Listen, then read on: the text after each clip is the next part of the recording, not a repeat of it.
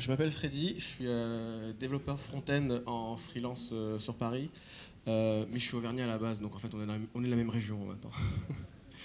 Alors moi je fais pas mal d'applications front-end avec ce qu'on appelle les single page applications, aujourd'hui ce qu'on appelle plus des progressive web apps. Le but c'est quand même de concurrencer les apps natives, et quand on fait des apps qui s'installent sur nos téléphones et qui ont accès à des API natives, c'est bien aussi du coup d'être concurrent aussi sur l'expérience utilisateur. Et un élément très important, c'est les animations dans les applications pour qu'elles soient aussi fluides que les apps natives, même dans un navigateur. Et je vais vous présenter une technique pour faire ça. Alors, pour comprendre un peu comment fonctionne un navigateur, c'est une boîte noire où on donne des fichiers texte, il parse tout, etc. Et à la fin, il y a une image qui sort. Donc, je ne vais pas parler de toutes les étapes de parsing, etc. Mais pour créer l'image qui va être affichée dans votre navigateur, il va y avoir 3 étapes importantes qui vont être le layout, c'est-à-dire comment je dispose tous les éléments sur la page, ça va être inline, block, position, les flexbox, etc. Tout ça, c'est des propriétés style de layout. Ensuite, une fois qu'il sait à peu près où les cases, comment elles sont placées, il y a la propriété de paint, donc ça va être le background color, background image, les couleurs sur les bordures, etc. Tout ça. Et il va créer en fait plusieurs images. Il va s'arrêter parce qu'il y a certaines propriétés qui va tout ce que je vous ai dit, layout et paint, est fait côté CPU. Il y a des images qui vont être faites, donc vous imaginez, il y a plusieurs bitmaps que le CPU il a peint, etc. Il les envoie au GPU, parce que le GPU il est meilleur pour faire tout ce qui va être transformation matricielle et alpha blend, tout ce qui va être plutôt opacity et transform, tout ce qui est translate, transform 3D, etc. Et donc ça c'est la phase de composite. Ça marche un petit peu, en fait, vos navigateurs, imaginez que c'est un peu comme les personnes qui font des dessins animés à l'ancienne, etc. Donc ils font l'esquisse, ils font le coup de gouache à l'intérieur, et après, on fait, du coup, on aplatit les calques, c'est l'étape de composite. Et donc vous imaginez que c'est à peu près les mêmes optimisations que les dessinateurs. On va essayer de faire au maximum juste bouger les éléments qui sont déjà dessinés sur un calque pour éviter de redessiner chaque élément. Donc voilà, ça c'est si vous voulez en savoir plus sur le pourquoi et comment fonctionne le navigateur, j'avais fait un talk à Best of Web l'année dernière, et ici même à BladeOMX, et Thomas avait fait un talk sur la performance de rendu CSS. Donc si vous voulez en savoir plus sur le pourquoi il faut utiliser que Transform et Opacity pour les animations, je vous recommande ces talks. J'ai fait un peu ce que j'ai pu pour réduire ça en une slide, mais c'était un prérequis pour avoir la suite. Et donc là, ce talk, ça s'articulait sur le comment on fait des animations, et avec des super animations dans nos interfaces, en utilisant que Transform et Opacité pour être performant, c'est-à-dire viser les 60 fps, 60 images secondes. Parce que du coup, on arrive et tout de suite on se dit, mais c'est quand même très très fort comme contrainte de design, c'est-à-dire je peux faire qu'opacité et transform, je peux pas avoir des éléments qui se poussent les uns les autres, j'ai envie d'animer aussi des éléments qui rentrent et qui sortent dans le DOM quand même. Imaginez vraiment l'interface d'une appli native. Je pourrais faire un des super trucs, je voudrais par exemple, du coup, j'ajoute des éléments, j'ai envie de les modifier, et j'ai vraiment envie de le faire que ce soit dans le DOM. Dans le DOM, il n'y était pas, l'élément, je le supprime du DOM, etc.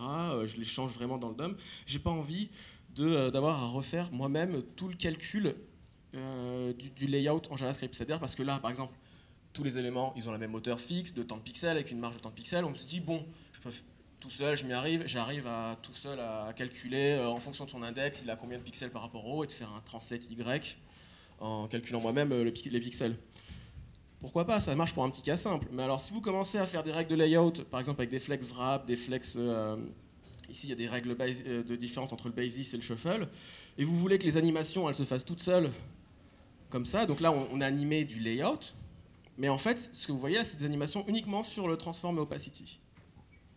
Et du coup la technique c'est vous expliquer comment on peut faire ça pour être performant. Voilà, votre designer, il veut faire des animations sur des éléments qui se poussent les uns les autres. Voilà, donc ce sera plutôt des éléments de layout, parce que du coup, les éléments de layout, ils se calculent les uns par rapport aux autres, ils se poussent, on a la hauteur d'un élément en fonction de combien d'éléments il y a à l'intérieur. Sauf qu'avec transform opacité, ça devient très vite compliqué, ça peut être très prise de tête. Voilà, rendez-moi les propriétés hauteur et largeur pour faire mes animations, mais en fait, non, faut pas animer ça. Du coup, en fait, le principe de la flip, c'est en fait de faire des fausses animations de layout. On va visuellement simuler des animations de layout. Et flip, c'est l'acronyme de cette technique en 4 étapes, qui est notamment mis dans un article par un ingénieur de Google en 2015. First, last, invert, play. Donc l'étape first, c'est ce qu'on a au début, Et on va, avec la propriété getBandingClientRect, donc la fonction, chaque élément, on va récupérer le DOM rectangle, c'est-à-dire un élément où on a le X, Y, Z, top, left, bottom, etc., largeur, hauteur. On va le stocker dans un état first pour tous les éléments qu'on va faire. On va faire notre changement dans le DOM, ajouter une classe, n'importe quoi, en enlever, etc. Ce qu'on veut, n'importe quoi qui provoque un changement de layout. On va stocker dans l'état last, du coup, de nouveau en reprenant avec la getBandingClientRect tous les éléments x, y, etc. de l'auteur au genre de tous les éléments. Ensuite, on passe à l'état invert, où on recrée visuellement l'état first, mais avec les éléments qui sont dans le DOM dans l'état last. Du coup, en faisant le delta, par exemple le x, le y il est à 0 pixels puis à 100, et bah, du coup, je mets un translate y à moins 100 pixels pour qu'il soit visuellement à l'état où il était au début. Et ensuite, une fois que tout a été préparé, en fait, first, last, invert, ça te fait très rapidement, et ben on fait play, on lance l'animation jusqu'à où les éléments sont vraiment dans le DOM. Ça va? On va le faire avec une animation pour mieux comprendre quand même, parce que les animations, ça aide pour comprendre les interfaces et aussi pour comprendre des concepts. Donc, étape first. J'ai donc les carrés blancs visuellement ce qu'il y a, ce qui est vraiment affiché pour l'utilisateur, et en noir, du coup en pointillé, c'est ce qui va être dans le DOM. Donc je stocke cet état. Je fais le last pour tout de suite dire, voilà, les éléments ici, je reprends l'exemple de ma liste qui shuffle, qui change de position. Donc je vais avoir vraiment les éléments dans le DOM qui ont vraiment été modifiés. Alors j'ai grisé un petit peu les éléments en blanc parce qu'en fait cet élément ne va pas être paint parce qu'on va être dans la même frame pour faire les changements après.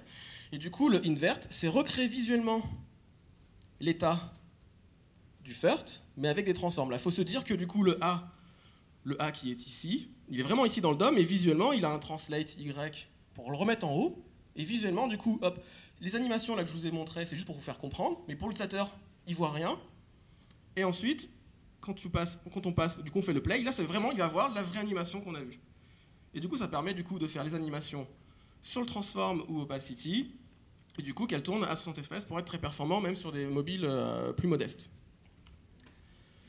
Alors en code, du coup, pour comprendre un peu avec un exemple très simplifié, imaginons donc on a un élément, donc c'est l'élément d'un DOM node. On récupère du coup dans l'état first toutes les propriétés x, y, etc. Via une propriété browser. On lui rajoute une classe par exemple qui va le mettre à la fin parce qu'on a mis par exemple un order, flexbox pour le mettre n'importe quoi, enfin en fait tout ce que vous voulez ou d'autres changements. On récupère ensuite l'état last, du coup c'est son nouvel élément. On fait le delta, donc par exemple ici du coup la différence sur le top par rapport entre le last et le first.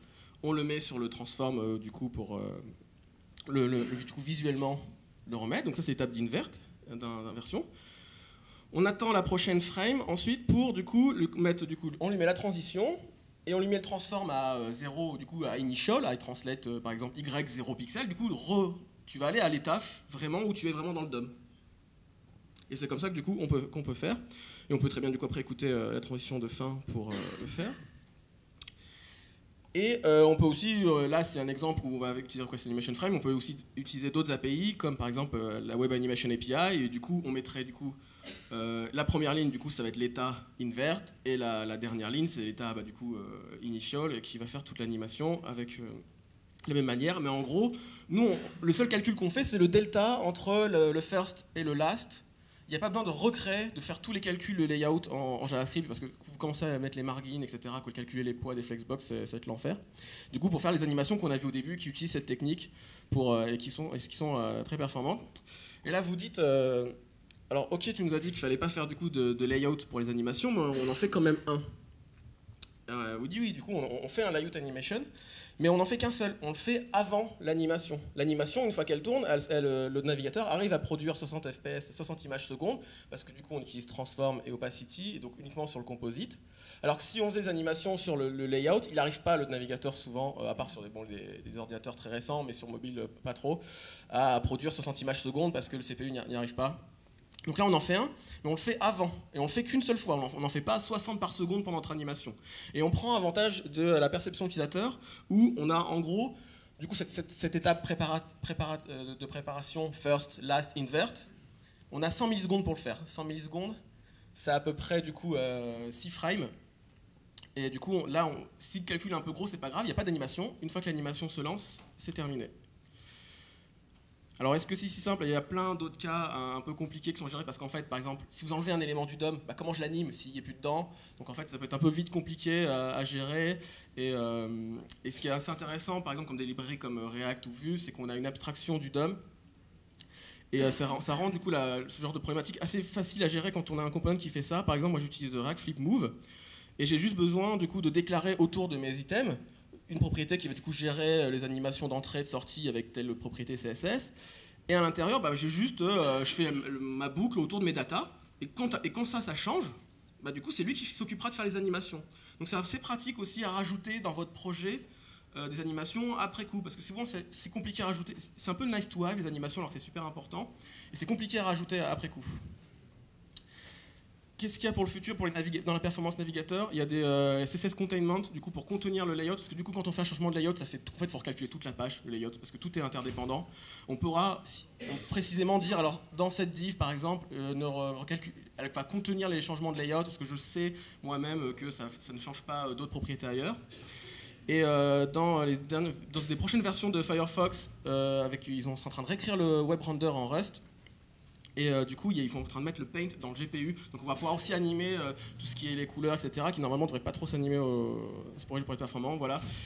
Plein de références pour aller plus loin sur ce sujet. Voilà, merci.